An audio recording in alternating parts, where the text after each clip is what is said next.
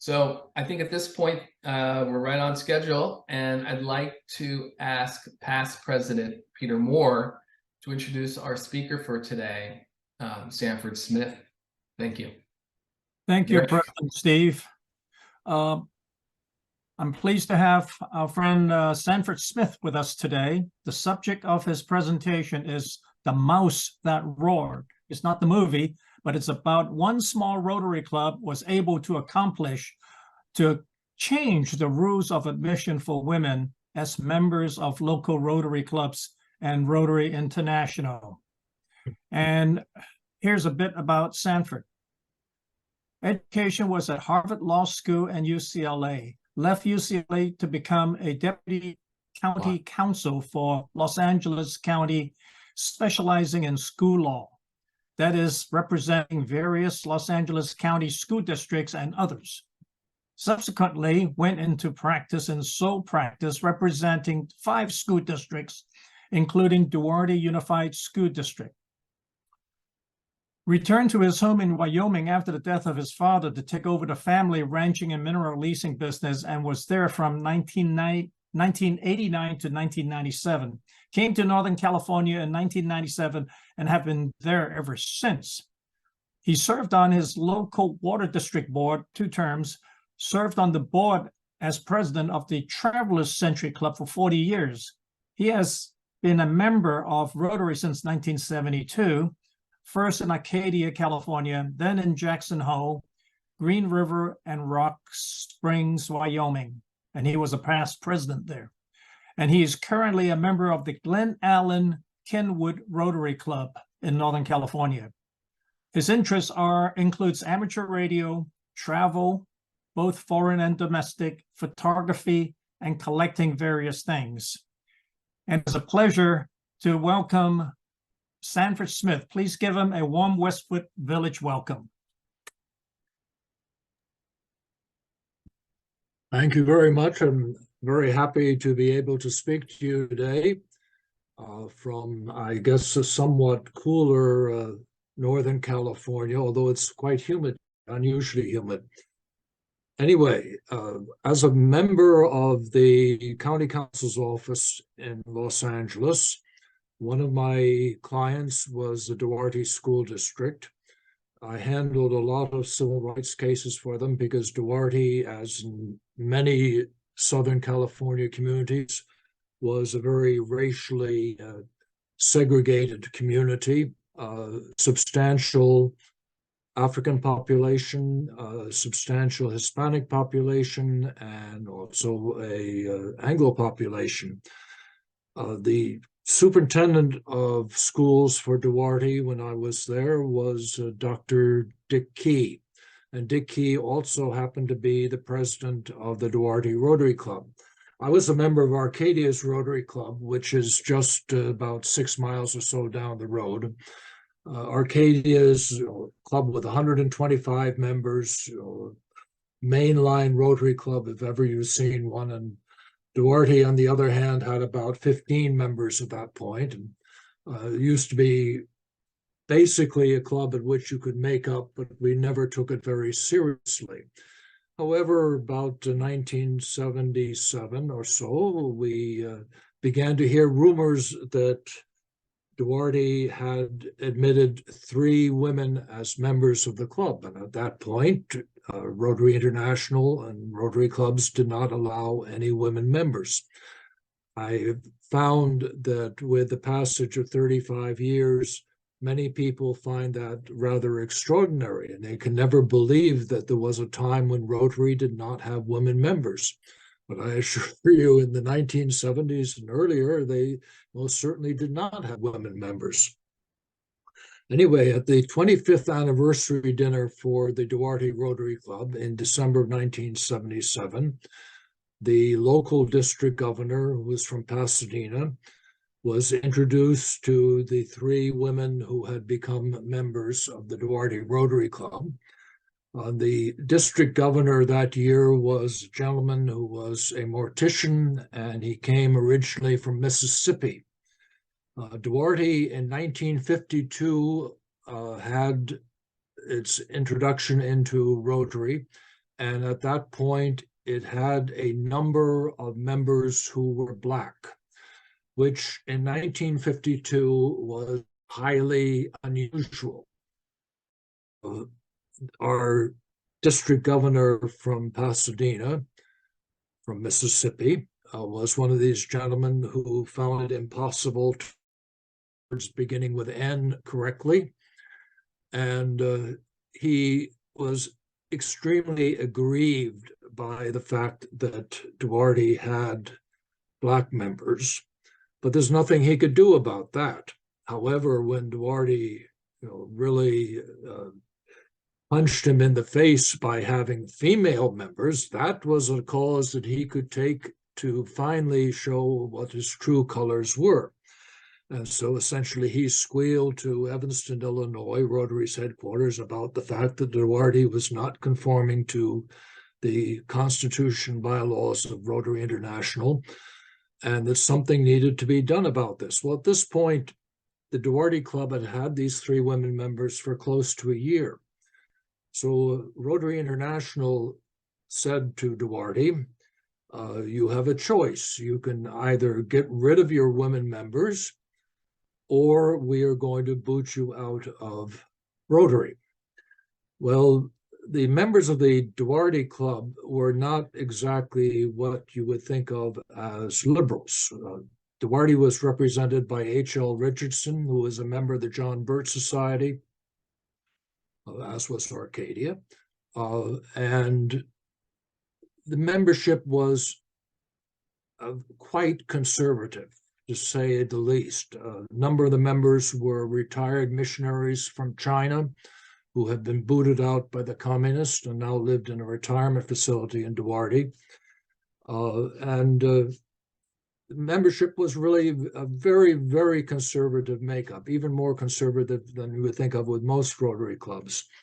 However, at that point, they had worked with these 3 women members for over a year. They were accustomed to their presence. They felt very comfortable with them, and they would be damned if they were going to be told by anybody in Evanston, Illinois, that these 3 women members were not Rotarians as far as the Duarteans were concerned in every respect. So they voted unanimously to retain their women members, and if that meant that being expelled from Rotary International, well, so be it.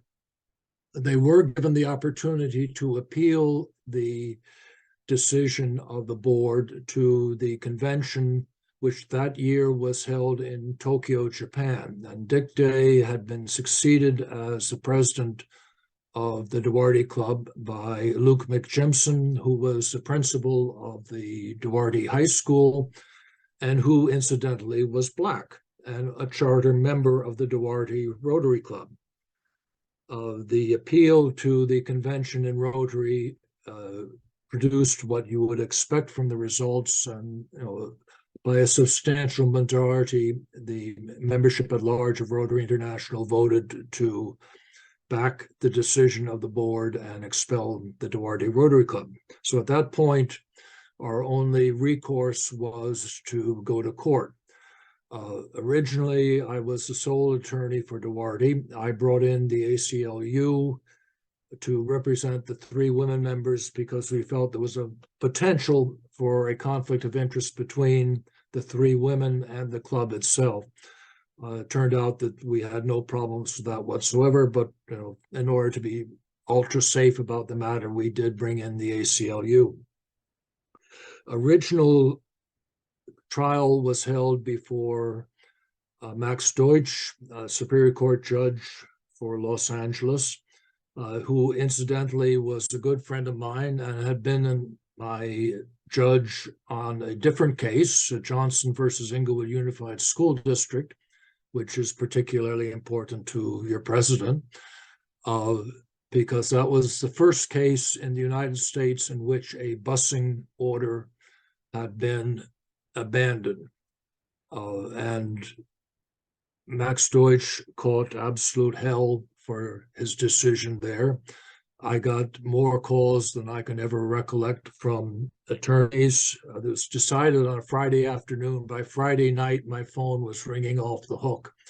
And I probably met up with 20 or 30 attorneys, all of whom had rather strong Southern accents and saying, you know, how in the world did you manage to get rid of busing in Inglewood School District? And I basically said, well, you take a district that's 50-50 minority and Anglo, and you translate it into a district that is 90% minority and 10% Anglo, and busing makes absolutely no sense whatsoever. And the people who testified to that effect were the school board members, 2 of the 5 of whom were Black, and one of them happened to be from Ladera Heights, which at that point was probably the last Anglo bastion left in Inglewood. So Max, when he got this second case that I threw in his lap, basically said to me in private, you know, after the hell I went through on Janelle Johnson's case, I'm not about to decide in her favor. The settlement court judge, who was an ex-attorney for the ACLU, who had been raised to join the bench, basically told Deutsch that there's no way in the world that you are going to win this case. On the other hand, when you looked at the legal situation, there was at that point no case in United States history in which people in a similar circumstance to Duarte had been backed. The closest we had was a case called Roberts versus JC's, which was decided actually in 1982 or 83, I believe it was. But when we went through the trial court situation, we had absolutely no precedent to back our position that women were entitled to become members of Rotary. And so Max decided against us in the trial court, but we put on a good case and we appealed it to the Court of Appeals in California, and they unanimously said, no, the women in Duarte had every right to become members of Rotary Club, and indeed under the Unruh Civil Rights Act, the Duarte Rotary Club was required to admit them as members if they met all other qualifications, which they certainly did.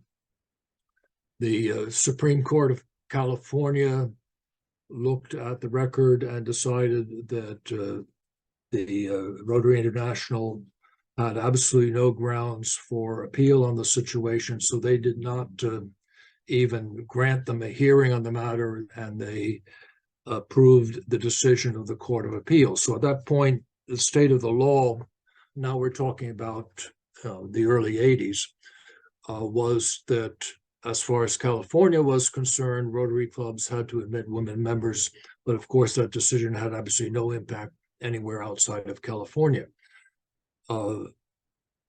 Rotary International, probably against their better judgment, decided to appeal it to the United States Supreme Court. A big mistake, because that meant that the decision that the US Supreme Court made on the case would have an impact across the whole of the United States. We're now talking 10 years into this situation. We argued the case before the Supreme Court in March of 1987. And one thing I want to mention, after Duarte was expelled from Rotary International, the members of the club said, you know, we're Rotarians, we've been Rotarians for years. We wish to continue as if we were a full-fledged Rotary club. We may no longer be good for makeups for people in the locality, but we are going to continue to do our work of service as Rotarians under the name of the ex-Rotary Club of Duarte.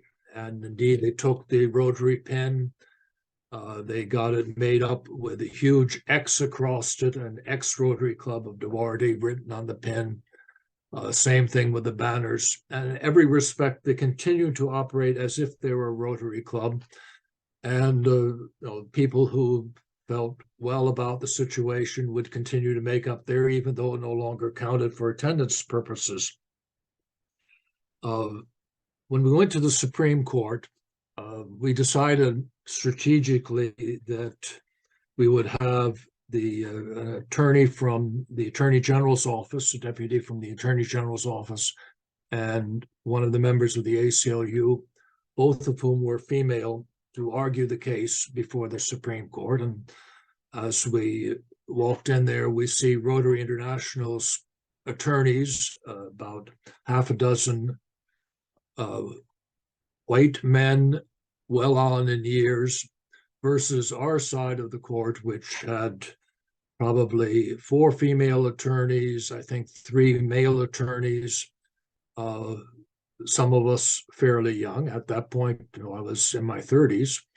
And it was a visual picture of what had happened to the nation in the period from early 70s to the late 80s.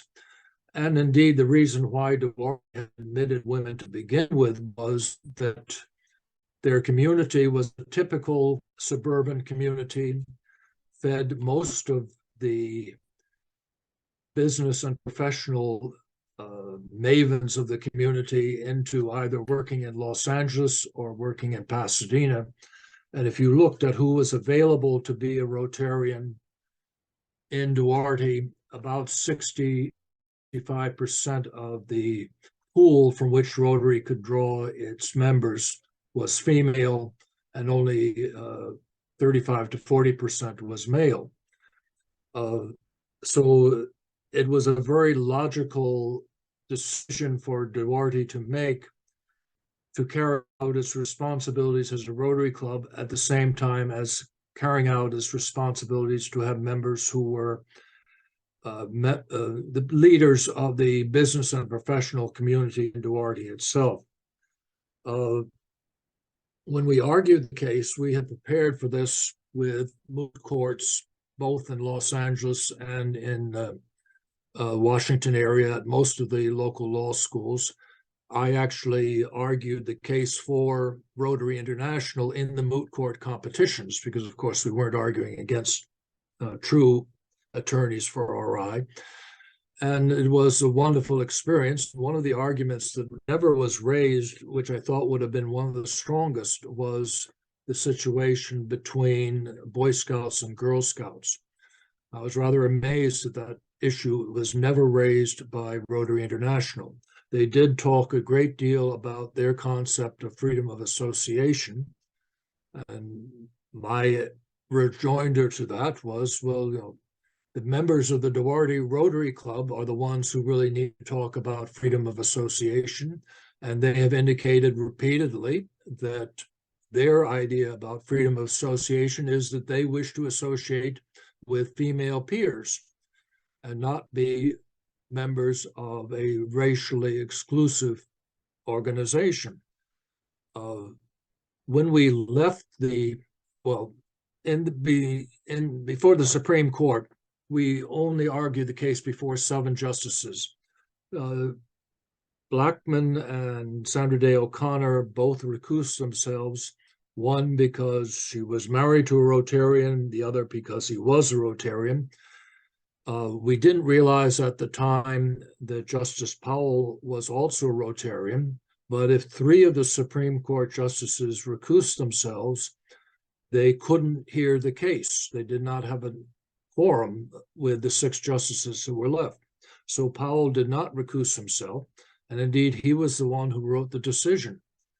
After we left the Supreme Court and we appear on the steps, and it was, I think, a very wet day, and I get 20 microphones stuck in my face. And I said, normally when you argue a case before California Supreme Court or federal Supreme Court, you don't really know what the decision is going to be. You may have an underlying gut feeling about how well you did, but you don't really know. In this case, The only question in my mind from hearing how the justices questioned us was how many were going to vote in favor of upholding the California Supreme Court decision.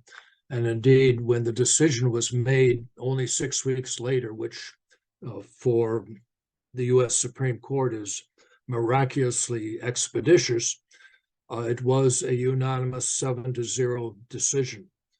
All of the justices joined in with Scalia having a separate opinion supporting the majority of the Supreme Court. And the argument was basically that the Unruh Civil Rights Act required that Rotary, as a business establishment, admit women under the same conditions as they would admit any male applicant. Then the question became, how do you carry out this decision? And Rotary International's board basically said, well, the decision now applies to all of the United States. There's nothing we can do to force Rotary clubs in any part of the United States to not admit women members. And at that point already, there was quite a number of clubs who, even before the decision, had admitted women. One of my most interesting cases involved the Seattle International Club, where we had as their first woman who was admitted a woman whose father, grandfather, and great-grandfather had all been Rotarians. In her generation, there were no males. So her father had said, well, I believe that my daughter is as qualified as any of the previous generations in my family to be a Rotarian. And he was the one who sponsored his daughter into the Seattle International Club, and they accepted her. Also an interesting situation, person who started out representing Rotary International had been an applicant to join the LA5 club and had been turned down because LA5 had an abundance of attorneys. They didn't want another attorney.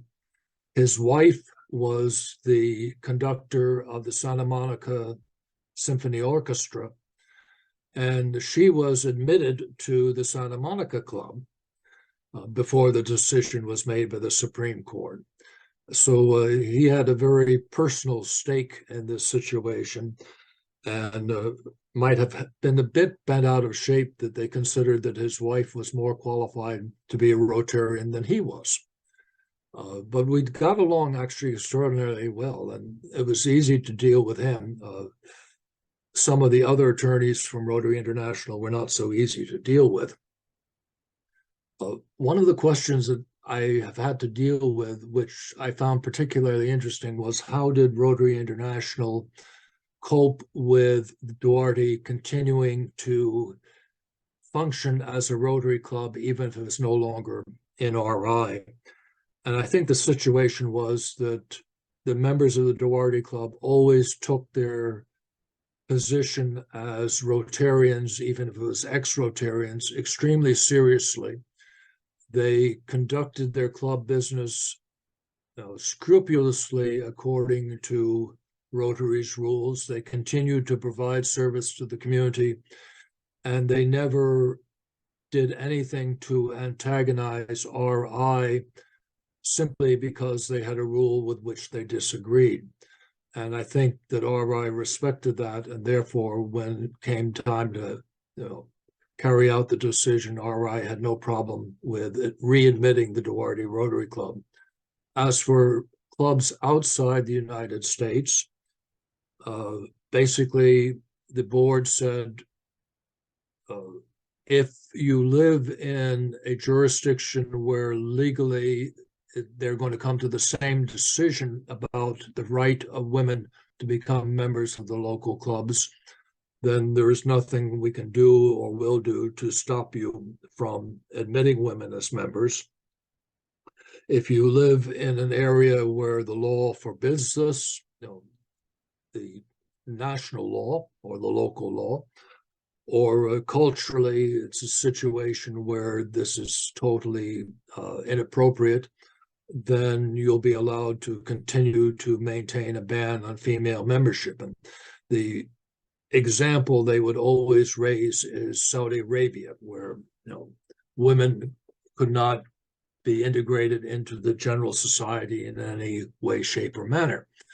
However, there's a little problem with that. Saudi Arabia does not have any Rotary clubs, and as far as I know, has never had a Rotary club. So just because women can't be members of Rotary in Saudi Arabia is irrelevant, because men can't be members of Rotary clubs in Saudi Arabia, since there are no Rotary clubs in Saudi Arabia. The toughest road we've had to hoe internationally was actually two countries. Australia, where there seems to be a particularly strange feeling that men have towards their position in society vis-a-vis females, despite the fact that obviously women in Australia have done a great deal to become members of the business and professional class. The other place was England, which has always been under a separate set of rules right from the beginning. And in the case of England, basically what they decided was that no Rotary club that was existing in England would be required to have female members, but that any Rotary club that came into existence after the decision was made would be required to consider females under the same qualifications as any male applicant to join that club. So I've talked about this in many, many countries. In Japan, where they don't seem to have a problem with women who are qualified being members, although I understand it is not particularly easy for foreign women Rotarians to make up at Japanese Rotary clubs.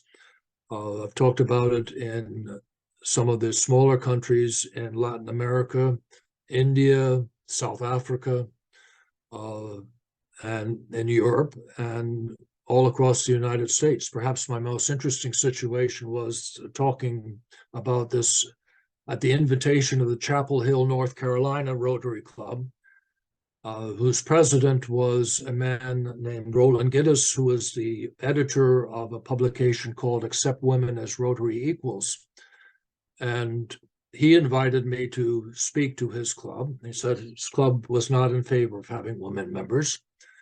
I show up at the meeting and there are 20 sheriff's cars lined up on the street outside the meeting. And I walk in and there are a whole back of the meeting hall was sheriff's deputies. Now, the vision of a group of rather well on in years male Rotarians being so aggrieved at having a speaker who did not say what they wanted him to say, and therefore causing a riot, which of course I'd be the one who would be arrested as the instigator of it, was a rather a surreal experience. I think well appropriate to the mouse that roared picture of who is it who calls the shots. But that was the closest I ever came to causing a riot, even in clubs in some countries like Paraguay, for instance, which you would not consider to be particularly liberal, were very considerate, and I never had a problem with any of the places where I spoke, aside from Chapel Hill. And even there, they did not riot against what I had to say. Basically, that is how it came to be that women joined Rotary International. And looking back now, 36 years after the Supreme Court decision, it is difficult to imagine Rotary without women members. I'd love to hear any comments or questions that you may have for me. Any questions for Steve Shearer? That's a wonderful talk, Sanford. And I remember in our Westwood Village Rotary Club putting this issue to a vote after a club assembly, and it was a remarkable time. And I was much younger then as well. And My question is, you referred to a thread of argument that was not used, and it had to do with the Girl Scouts and the Boy Scouts. And I wondered if you could just briefly talk about that more. It's somewhat tangential, but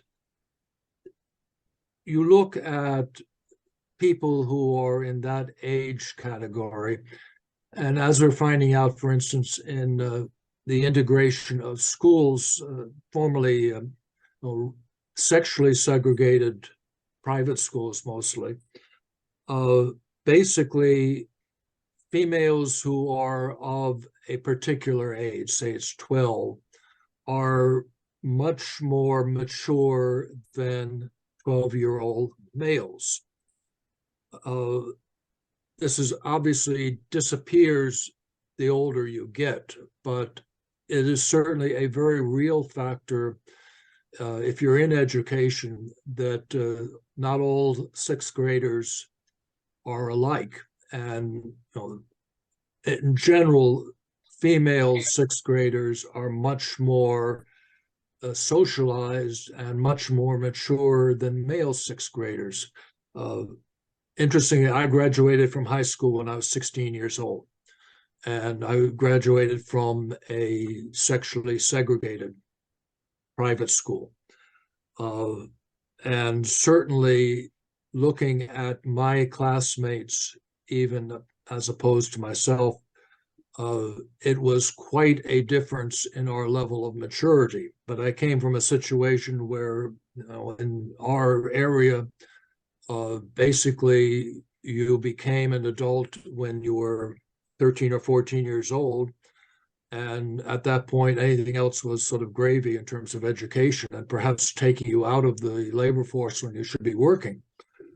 So the argument about integrating female and male scouting programs, I think, had a great deal more sense in terms of the reality of the way the population is. But when you're dealing with mature adults, it makes absolutely no sense whatsoever. Tom Barron. Sanford, I was curious. That was your description of the whole event is very interesting. Is there anything written up about an article or some other feature that we could access to hear, to get a more accurate view of some of the events? I'm riding the windmill today, and I want to make sure I got everything right. I don't know for sure. Sylvia Whitlock, who was mentioned earlier, has approached me about her desire to write up an account of what happened. She was not one of the original 3 members, but was the 4th female member of the Duarte Rotary Club.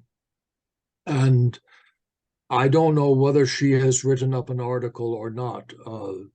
I've shared most of my materials with her, and I've done other things aside from this case, and this is certainly an important case to me, but I have never really considered that I should sit down and write it up myself. But certainly is a bit different because of the nature of the people who are in the Duarte Club. Normally, when you're dealing with civil rights club, you sort of got the stereotypical view that it is a bunch of women battering down the door, demanding to be Rotarians, which absolutely was not the case in Duarte. If anything, Duarte made it very easy because it was males saying it is our desire to associate with female peers. We feel comfortable about it. We feel that it's actually vital to our community. And it's not at all a situation that it is a traditional civil rights type of case. Interestingly enough, also, one of the noted feminist attorneys in LA wanted to become involved in the case, wanted even to submit an amicus brief on the case. And I sort of guided her off in a different direction. And I said, I don't think that it's going to help the situation, because I knew how she was going to approach it, and it just was going to ring all of the wrong bells. Well, it's now 1 o'clock, and our meeting will come to a conclusion. Sanford, excellent program. Thank you so much for speaking to the Westwood Village Rotary Club today. Awesome. Sanford referenced Shirley. If you go on our Windmill, there's a link to her presentation to a Rotary Club up in the Bay Area, the Silicon Valley. Very, very interesting as well.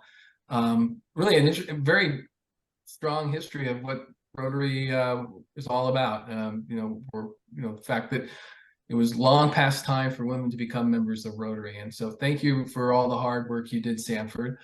Our speaker next week, who happens to be joining us today, past RI Zone Director Vicki Pullitz, will be our speaker next week, and we're all looking forward to seeing you in person, Vicki. Thank you. I look forward to it as well. Thank you. And I will talk with you tomorrow about 1 o'clock. Will that work? Okay, thank you. And a quote from Marlee Matlin. And it's this is what Marlee said: "I live my life like everyone else. Everyone has their own obstacles. Mine just happens to be deafness." With that, everybody, thank you for joining us today.